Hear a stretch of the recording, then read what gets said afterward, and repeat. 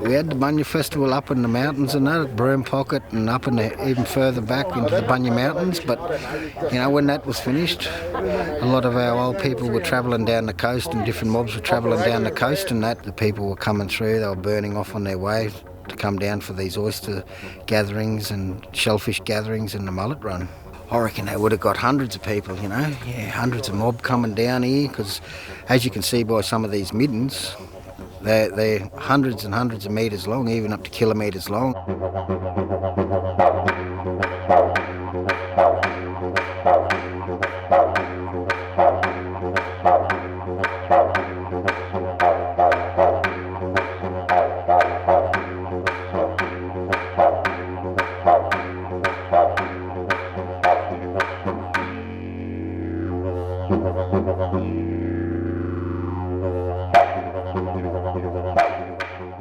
Traditionally, there was a big oyster festival held between all the different groups.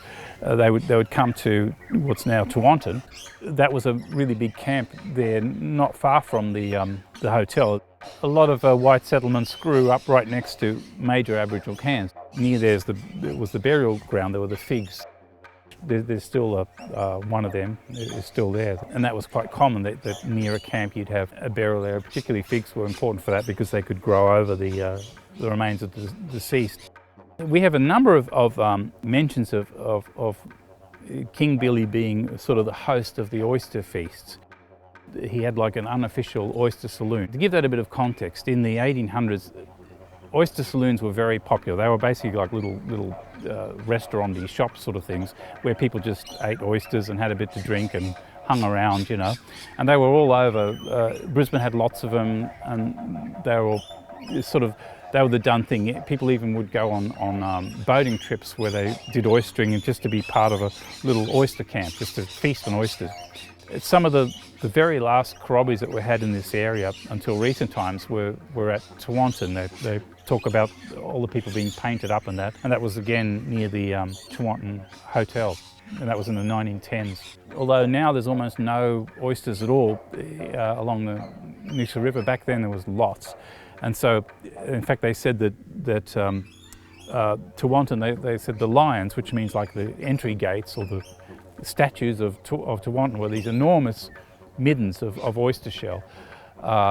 They're not even there anymore, They were something like 40, 50 feet high, and you could see them, when you came on by boat, you could see these massive shell middens. They seen indicators, we'd know when the indicators were there, so when some of the shellfish were fat, we'd come down here. We always had indicators to know when them shell middens, the shells were getting fat. With your oysters and that, we looked at a bush there called the Hobbs bush, or the oyster bush, and when that was in flower, we knew that these oysters were at their fattest and, at their peak of being full. So, your mullet run, your crabs, we looked at the batwing coral tree when he was flowering.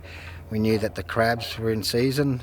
Even the bark off the red stringy bark tree when he was falling off, we knew that the mullet was another indicator for the diamondback mullet or the diamond scale mullet.